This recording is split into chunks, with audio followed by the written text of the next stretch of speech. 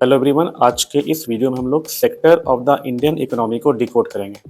आपने इस चैप्टर को स्कूल में भी पढ़ा होगा, आपने यूट्यूब पर भी देखा होगा, आपने जीडीपी के बारे में सुना होगा, लेकिन क्या आपने जीवीए के बारे में सुना है? क्या क्या बात कर रहे हैं? आपने इसी इकोनॉमिक्स की बुक में लोएस्ट इन्फेंट मोर्टेलिटी रेट के लिए बिहार का नाम सुना होगा, लेकिन आपको पता है कि ये डाटा चेंज हो चुका है। अरे कहना क्या चाहते हो? आज के टाइम में आपकी बुक में ही लिखा है highest infant mortality rate Madhya Pradesh का है। अगर आप इन सब चीज़ों को नहीं जानते हैं तो इस वीडियो को देखें। अभी मजा आएगा ना भिड़ो। चैप्टर की शुरुआत होती है नेचर ऑफ इकोनॉमिक एक्टिविटी से। नेचर ऑफ इकोनॉमिक एक्टिविटी के अकॉर्डिंग सेक्टर्स 3 तरह के होते हैं। एक प्राइमरी होता है, एक सेकेंडरी होता है और एक टर्शरी होता है। प्राइमरी सेक्टर वो सेक्टर होता है जिसमें हम नेचर से कनेक्ट होते हैं और फिर प्रोडक्शन करते हैं। सेकेंडरी सेक्टर वो सेक्टर होता है जिसमें हम मशीन से कनेक्ट होते हैं और प्रोडक्शन करते हैं। और टर्शरी सेक्टर वो सेक्टर होता है जिसमें हम प्रोडक्शन नहीं करते हैं बल्कि हम सर्विसेज को प्रोवाइड करते हैं। ये हमने डिटेल में पहले पढ़ा है। क्या बात है सर, क्या बात है सर, क्या बात, ये बात है। बोर्ड में क्या आता है, जैसे यहाँ पर कुछ पिक्चर्स हैं, ये सभी पिक्चर्स बोर्ड में आ चुके हैं। फर्स्ट पिक्चर में पोस्टमैन है, पोस्टमैन टर्शरी सेक्टर में आता है, ये आपको मल्टीपल चॉइस क्वेश्चन में टिक करना होगा। दूसरे पिक्चर में कुली है, ये भी टर्शरी सेक्टर में आता है।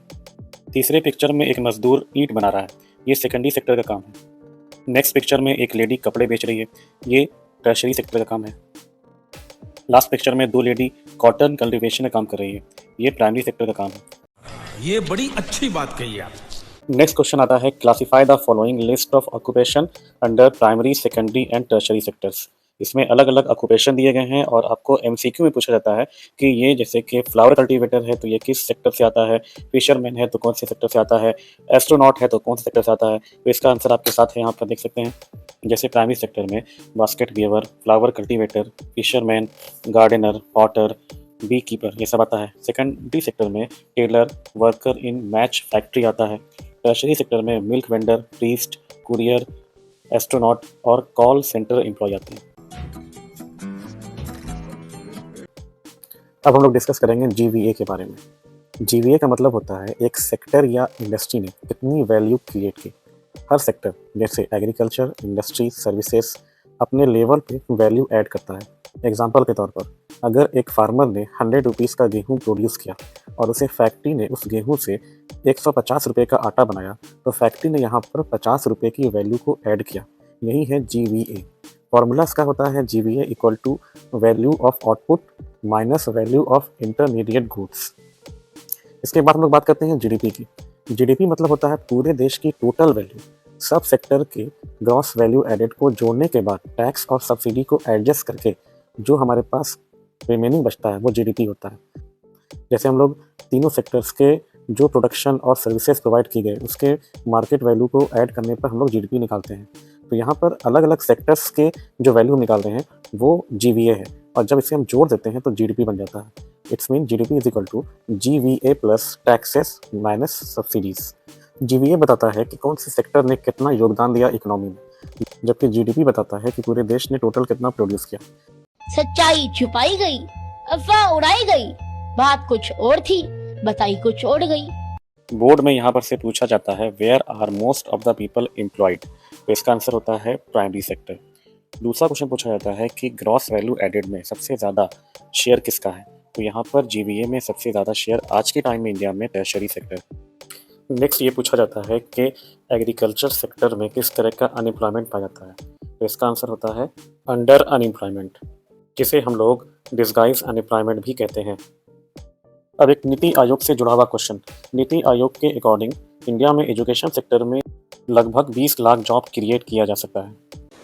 यही नहीं, अभी और सुनिए।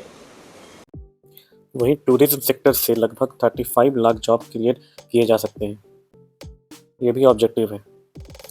इसके बाद आता है मनरेगा, राइट टू वर्क। मनरेगा से जुड़े हुए क्वेश्चन बोर्ड में पूछे जाते हैं कि कितनी डिस्ट्रिक्ट्स में ये कवर किया जाता है, तो लगभग 625 डिस्ट्रिक्ट में इंडिया के मनरेगा लागू है। अब एक क्वेश्चन है ऑर्गेनाइज्ड और अनऑर्गेनाइज्ड सेक्टर पे, तो इसका आंसर भी यहाँ पर दिया हुआ है। इसके बाद है टेबल 2.3, इसका आंसर भी यहाँ पर है। ये सब क्वेश्चन बोर्ड में पूछे जाते हैं, ऑब्जेक्टिव के तौर पर इसे प्रिपेयर करना ही पड़ेगा। तुमसे ना हो पाएगा। अब एक क्वेश्चन अनऑर्गेनाइज सेक्टर से रिलेटेड है। पूछा जाता है कि factory act, minimum wage act, payment of gratuity act, shop and establishment act, ये सब कौन से सेक्टर से जुड़ा हुआ है? तो इसका आंसर होगा ऑर्गेनाइज सेक्टर। अब आगे पूछा जाता है कि रेलवे और पोस्ट ऑफिस किस सेक्टर का एग्जांपल है? तो इसका आंसर होगा पब्लिक सेक्टर। उसी तरह से पूछा जाता है कि टिस्को, रिलायंस इंडस्ट्रीज किस किस सेक्टर का एग्जांपल है? तो इसका आंसर होगा प्राइवेट सेक्टर। चैप्टर के एंड में IMR इन्फेंट मोर्टेलिटी रेट का लेटेस्ट डाटा शो किया जाता है।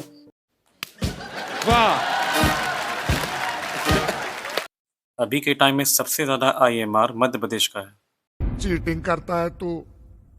अब हम लोग डिस्कस करेंगे क्वेश्चन आंसर की। बोर्ड में वेरी शॉर्ट, शॉर्ट और लॉन्ग क्वेश्चन आते हैं। तो इस चैप्टर में मैं आपको टोटल 8 क्वेश्चन बता रहा हूँ जो आपको बहुत इंपॉर्टेंट है। सबसे पहला इंपॉर्टेंट क्वेश्चन है प्राइमरी, सेकेंडरी और टर्शरी सेक्टर से रिलेटेड है, जो यहाँ पर है। इसे अलग अलग तरीके से पूछा जाएगा।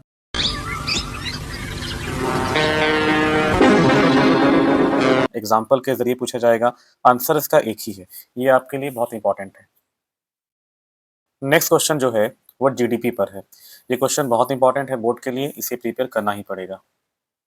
ये इस चैप्टर का सबसे इंपॉर्टेंट क्वेश्चन है, जलवा है हमारा। जो कि टर्शरी सेक्टर पे है। टर्शरी सेक्टर पे आप एक नोट याद कर लेंगे। जो भी क्वेश्चन इससे जुड़े हुए होंगे वो इस नोट में कवर कर दिए गए हैं, तो आपको ये पढ़ना बहुत इंपॉर्टेंट है। एक क्वेश्चन वेरी शॉर्ट लेवल का है। Where are most of the people employed, इसे वेरी शॉर्ट की तरह याद करना पड़ेगा। अच्छा क्वेश्चन है। ये क्वेश्चन है डिसगाइज अनएम्प्लॉयमेंट पर। ये शॉर्ट लेवल का क्वेश्चन है। इसे 2 तरह से पूछा जा सकता है, आपको इसको प्रिपेयर करना ही पड़ेगा।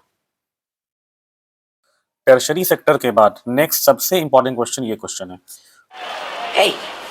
Hey, I've seen this one. This is a classic. How to create more employment. इसे अलग अलग तरीके से पूछा गया है, आप देख सकते हैं। ये सभी क्वेश्चन, इन सब का एक ही आंसर है। एक कॉम्पिटेंसी बेस्ड क्वेश्चन भी रिसेंट में पूछा गया है, इसका भी सेम आंसर है। इसे प्रिपेयर करना पड़ेगा। नेक्स्ट क्वेश्चन मनरेगा पर है। ये शॉर्ट के लेवल का क्वेश्चन है और अच्छा एक क्वेश्चन है। बोर्ड में पूछा गया है, 3 बार पूछा गया है, इसलिए इंपॉर्टेंट है। इसके बाद नेक्स्ट क्वेश्चन है वो है अनऑर्गेनाइज सेक्टर से जुड़ा हुआ है। काफ़ी इंपॉर्टेंट क्वेश्चन है। ऑर्गेनाइज और अनऑर्गेनाइज सेक्टर इस चैप्टर में बहुत इंपॉर्टेंट टॉपिक है। इसे कवर करके ही बोर्ड में जाना है। कौन है ये लोग? कहां से आते हैं ये? एक सिंपल लेकिन इंपॉर्टेंट क्वेश्चन है, ऑर्गेनाइज और अनऑर्गेनाइज सेक्टर का difference. Very very important topic for upcoming board exam. Recent में ये क्वेश्चन बार बार पूछा जा रहा है। टॉपिक है पब्लिक सेक्टर। मैं नहीं मानता। पब्लिक सेक्टर और प्राइवेट सेक्टर से रिलेटेड क्वेश्चन जो भी आएगा आपको ये प्रिपेयर कर लेना है, क्योंकि इन सारे क्वेश्चन को मैंने एक ही आंसर में तैयार किया है, जो कि बहुत इंपॉर्टेंट है आपके लिए। तो ये सारे क्वेश्चन वेरी वेरी इंपॉर्टेंट है। नेक्स्ट टॉपिक जो भी होगा, अगर आपको आंसर चाहिए तो आप व्हाट्सएप करेंगे, और व्हाट्सएप नंबर मेरा कमेंट बॉक्स में दिया हुआ है, डिस्क्रिप्शन में दिया हुआ है।